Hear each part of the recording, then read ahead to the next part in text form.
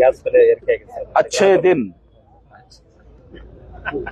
अच्छे दिन बहुत अच्छे दिन आ रहे ಒಳ್ಳೆ ದಿನಗಳು ಬರ್ತಾ ಇದಾವೆ. ನಿಮ್ಗೆಲ್ಲ ಗೊತ್ತಿದೆ ಮಾಧ್ಯಮದವ್ರಿಗೆ 2014 ಮುಂಚೆ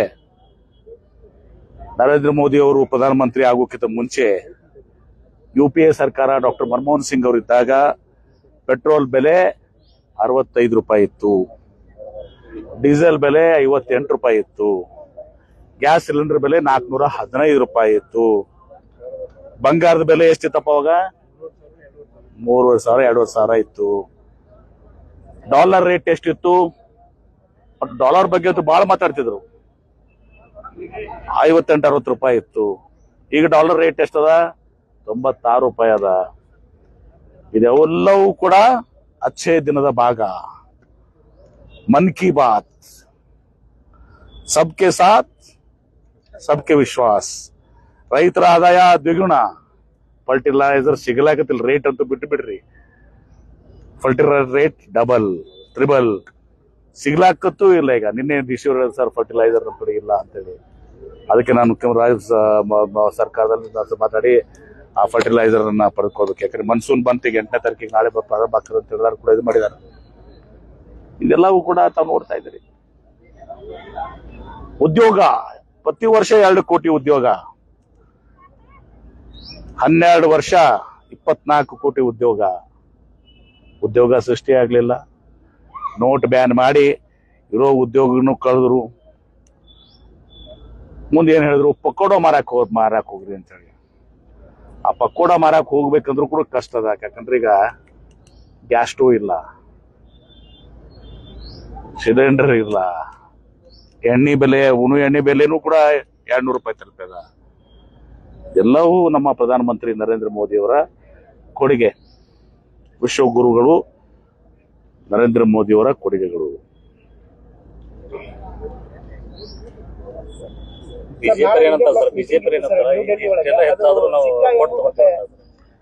ಬಿಜೆಪಿ ನೀವು ಕೊಂಡು ತಗೋತಿರ್ಬೋದಪ್ಪ, ಶ್ರೀಮಂತರು ನೀವು, ವ್ಯಾಪಾರಿಗಳು. ಬಡವರು ಏನ್ ಮಾಡ್ಬೇಕು? MB ಪಾಟೀಲ್ ತಗೋಬಹುದು, ಬಡವರು ಸಾಮಾನ್ಯ ವರ್ಗ ಜನ ಅಚ್ಚೇ ದಿನ್ ಗರೀಬೋ ಕೆ ಸಾಥ್ ಮಧ್ಯಮ ವರ್ಗಕ್ಕೆ ಸಾಥ್ ಅಂತ ಹೇಳ್ತಿದ್ರು.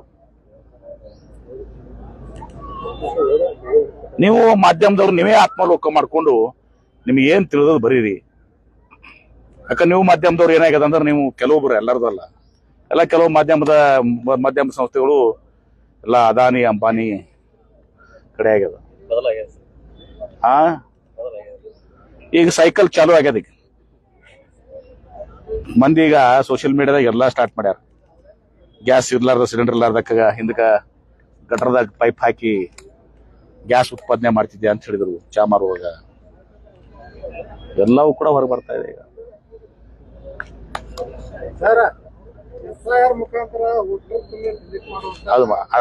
ಅದು ಬೇರೆ ಮಾಡಿ, ಬರೇ ಹಿಂದೂ ಮುಸ್ಲಿಂ ರಾಜಕಾರಣ ಮಾಡಿ ಹಿಂದೂಗಳು ಓಟ್ ಪಡೆದುಕೊಳ್ಳೋದು ಬಿಟ್ರೆ ಈ 14 ವರ್ಷದಲ್ಲಿ ಏನೂ ಆಗಿಲ್ಲ. ಉಲ್ಟಾ ನಮ್ಮ ದೇಶನ ಹಾಳು ಮಾಡಿದ್ದಾರೆ.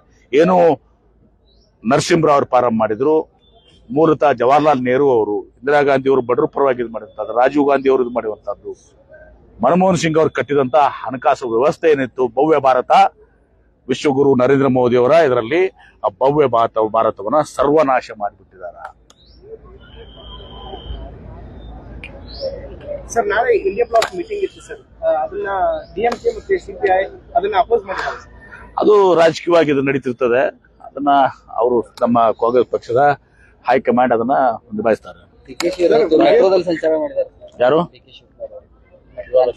ಅದು ಅವ್ರಿಗೆ ಮೆಟ್ರೋ ಅವ್ರ ಮಂತ್ರಿ ಇದ್ದರು, ಅವ್ರು ಎಲ್ಲ ಮಾಡಿದಾರೆ, ಮಾಡ್ಕೊಂಡು ನೋಡ್ಕೊಂಡು ಇದು ಮಾಡ್ತಾ ಇದಾರೆ. ಅಂದ್ರೆ ತುಟ್ಟಿ ಆಗ್ಯದ ಪಾಪ. ಏನ್ ಮಾಡ್ಬೇಕು ಅವರು? DK ಶಿವಕುಮಾರ್ ಅವರು ಮುಖ್ಯಮಂತ್ರಿಗಳು. ಪೆಟ್ರೋಲ್ ಡೀಸೆಲ್ ರೇಟ್ ತುಟ್ಟಾಗ್ಯದಲ್ಲ, ಏನ್ ಮಾಡ್ಬೇಕು ನಾವು? ನಿಮ್ಮ ಇವ್ರಿಗೆ MP ಅವ್ರಿಗೆ ಕೇಳ್ರಿ, ಹೋಗಿ ಸಂಸದರ ಕೇಳ್ರಲ್ಲ ಸ್ವಲ್ಪ ಇವೆಲ್ಲ.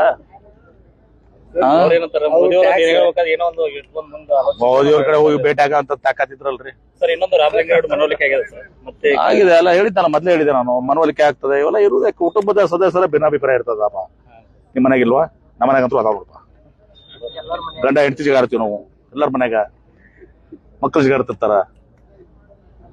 ಕುಟುಂಬದ ಪಕ್ಷ ಅಂದಾಗ ಎಲ್ಲಾನು ಜಗಳ, ಸಣ್ಣ ಸಣ್ಣ ಭಿನ್ನಾಭಿಪ್ರಾಯಗಳು, ಸಣ್ಣ ಸಣ್ಣ ಅಸಮಾಧಾನ ಇರ್ತಾವ, ಎಲ್ಲರೂ ಬಗೆಹರಿಸ್ತಾರ. ಹಿಂದೆ ಬಗೆಹರಿತಾವ ಅಂತ ಹೇಳ್ತೇವೆ ನಾವು. ಸರ್, ವಿಜಯಪುರದ ಬಾರ್ಡರ್ದಾಗ ಅಪರಾಧಗಳು ಜಾಸ್ತಿ ಆಯ್ತು. ಮೊನ್ನೆ 6 ಕೊಲೆ. ಅದು ಎಲ್ಲಾನು ಕೂಡ ನಿಮ್ಗೆ ಗೊತ್ತಿದೆ. ಕೌಟುಂಬಿಕ ಕಲಹಗಳು ಎಲ್ಲಾನು ಕೂಡ ಮೊದಲಿಂದ ಬಂದಿದ್ದಾವು. ಅದೆಲ್ಲ ನಮ್ಮ ಬಹುಶಃ ಅದನ್ನೆಲ್ಲರೂ ಕೂಡ ನಮ್ಮ SP ಅವರು ಸದೃಢ ಅದಕ್ಕೆ ನಿಭಾಯಿಸ್ತಾ ಇದ್ದಾರೆ. ನಾನು ಕೂಡ ನನಗೂ ಚರ್ಚೆ ಮಾಡಿದ್ದಾರೆ. ಇನ್ನೂ ಹೆಚ್ಚಿನ ಕ್ರಮಗಳನ್ನು ಕೈಗೊಳ್ತೀವಿ. ಯಾವ್ಯಾವ ದರೋಡೆ ಪ್ರಕರಣಗಳು ಎಲ್ಲನೂ ಕೂಡ ಒಬ್ಬ ದಕ್ಷವಾದಂತ SP ಅವರು ಇದ್ದಾರೆ, ಕೆಲಸ ಮಾಡಿದ್ದಾರೆ. ಇನ್ನಷ್ಟು ಅದನ್ನ ಯಾವ ರೀತಿ ಪ್ರಿವೆಂಟ್ ಮಾಡಬೇಕು, ಇಂಥವೆಲ್ಲ ಕೂಡ ಪ್ರಿವೆಂಟ್ ಮಾಡೋದು ಬಹಳ ಕಷ್ಟ ಇರ್ತದೆ. ಅದಾಗಿನೂ ಕೂಡ ಏನು ಕ್ರಮ ಕೈಗೊಳ್ಬೇಕು ಅಂತ ಹೇಳಿ ಚರ್ಚೆ ಮಾಡಿದ್ವಿ. ಕ್ರಮಗಳನ್ನು ಕೈಗೊಳ್ತೀವಿ. ಸರ್, ಬಿಡದಿ ಟೌನ್ಶಿಪ್ ವಿರೋಧ ಆಗ್ತಾ ಇದೆ, ಅಲ್ಲಿ ರೈತರೆಲ್ಲ ವಿರೋಧ ಮಾಡ್ತಾರೆ, ಫಲವತ್ತಾದ ಜಮೀನು ಇದೆ ಅಂತ ಹೇಳ್ತಾರೆ. ನೋಡಿ, ಇದೆಲ್ಲಾನು ಕೂಡ ಬಿಡದಿ ಜಮೀನು ಇವತ್ತು ಹಿಂದೆ ಇದೇ ಕುಮಾರಸ್ವಾಮಿ ಅವರಿದ್ದಾಗ ಅದಕ್ಕೆ ಬಿಡದಿ ಟೌನ್ಶಿಪ್ ಮಾಡಕೊಂಡಿದ್ವಿ. ಈ ವಿರೋಧ ಪಕ್ಷನ ವಿರೋಧ ಮಾಡ್ತಾರ. ಅದನ್ನ ಮುಖ್ಯಮಂತ್ರಿಗಳು ಅವರೆಲ್ಲ ಏನು ರೈತರಿದ್ದಾರೆ ಅಥವಾ ಜನ ಇದ್ದಾರೆ, ಅವ್ರನ್ನ ವಿಶ್ವಾಸಕ್ಕೆ ತಗೊಂಡು ಕೆಲಸ ಮಾಡ್ತಾರೆ. ನಿಶ್ಚಿತವಾಗಿನೂ ಇನ್ನೊಂದು ಸಚಿವ ಆಗ್ಬೇಕು. ಆ ದಿಶೆಯಲ್ಲಿ ನನ್ನ ಶಕ್ತಿ ಮೀರಿ ನಾನು ಬೌದ್ಧ ವಿಹಾರ ಪವಿತ್ರ ಕ್ಷೇತ್ರದಲ್ಲಿ ನಿಂತಿದ್ದೀನಿ. ನಾನು ಹೇಳ್ತಾ ಇದ್ದೀನಿ, ನಾನು ಮೊನ್ನೆನೂ ಕೂಡ ಹೈಕಮಾಂಡ್ ನಲ್ಲಿ ಹೇಳಿದ್ದೀನಿ, ಮುಖ್ಯಮಂತ್ರಿಗಳಿಗೆ ಹೇಳಿದ್ದೀನಿ, ಸಿದ್ದರಾಮಯ್ಯನವ್ರಿಗೆ ಹೇಳಿದ್ದೀನಿ, ನಮ್ಮ ನಾಯಕರಿಗೆ ಎಲ್ಲರಿಗೂ ಕೂಡ ಹೇಳಿದ್ದೀನಿ. ನಮ್ಮ ಒತ್ತಾಯ ಇನ್ನೊಂದು ಮುಂದಿನ ವಿಸ್ತರಣೆಯಲ್ಲಿ ಇನ್ನೊಬ್ಬರು ಸಚಿವರು ಆಗ್ಬೇಕು. ಆ ದಿಶೆಯಲ್ಲಿ ನನ್ನ ಶಕ್ತಿ ಮೀರಿ ಪ್ರಯತ್ನ ಆಗ್ತದೆ. ಯಾರಿಗೆ ನಮ್ಮಲ್ಲಿ ನಾನು ಅದನ್ನೆಲ್ಲ ಹೇಳಕ್ ಹೋಗಲ್ಲ. ಇನ್ನು ನೀವು ಕೇಳಿದಂತದ್ದೇನು ಇನ್ನೊಂದು ಸಚಿವ ಸ್ಥಾನ, ಅದು ಯಾರಿಗೆ ಕೊಡ್ಬೇಕು ಬಿಡ್ಬೇಕು ಅಂತ ಹೈಕಮಾಂಡ್ ನಿರ್ಧಾರ ಮಾಡ್ತಾರೆ. ನಾನೇನ್ ಮಾಡೋದು ಮಾಡ್ತಾರೆ. ನನ್ನ ಅಭಿಪ್ರಾಯ ಕೇಳಿದ್ರೆ ನನ್ನ ಅಭಿಪ್ರಾಯ ಹೇಳ್ಬೋದು ಅಷ್ಟೇ ನಾನು. ಆದ್ರೆ ಇನ್ನೊಂದು ಸಚಿವ ಸ್ಥಾನ ಸಿಗುವುದು ನಿಶ್ಚಿತ. ಆ ದಿಶೆಯಲ್ಲಿ ಎಲ್ಲಾ ರೀತಿಯ ಪ್ರಯತ್ನ ಮಾಡ್ತೀವಿ. ಹೆಚ್ಚಿನ ವಿಡಿಯೋಗಳಿಗೆ ಪ್ರತಿಧ್ವನಿ ಯೂಟ್ಯೂಬ್ ಚಾನೆಲ್ ಸಬ್ಸ್ಕ್ರೈಬ್ ಮಾಡಿ, ಬೆಲ್ ಐಕಾನ್ ಕ್ಲಿಕ್ ಮಾಡಿ.